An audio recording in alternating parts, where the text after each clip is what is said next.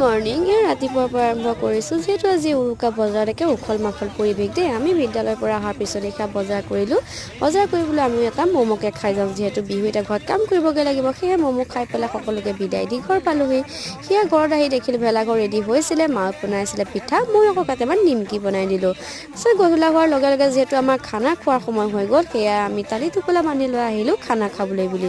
ভিতৰত কাষতে ডিম গুচাইছে আকৌ আনফালে সিহঁতে শাক পাচলি কাটিছে এই আকৌ চুঙাত দিছোঁ আমি গাহৰি দেই তাৰপিছত ব্ৰইলাৰ ধুই আহি আমাৰ চুঙা ৰেডি হৈ গৈছিলে আমি চুঙাত দিয়া গাহৰি খালোঁ পুৰা ব্ৰইলাৰো খালোঁ তাৰপিছতে আমাৰ খানা ৰেডি সেয়া আমি খালোঁ তৃপ্তিৰে এসাঁজ তাৰপিছত খানা খাই কৰি যদি আমি নানাচোঁ কেনেকৈ হ'ব তাতে আকৌ বিহু বতৰ সেয়েহে বিহু নাছিলোঁ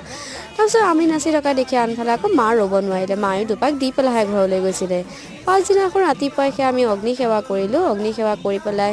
মেজি পুৰি প্ৰসাদ খালোঁ তাৰপিছত এয়া কিছু ফটো দিছোঁ কালিৰ সকলোৱে ভাল লাগিলে শ্বেয়াৰ কৰিব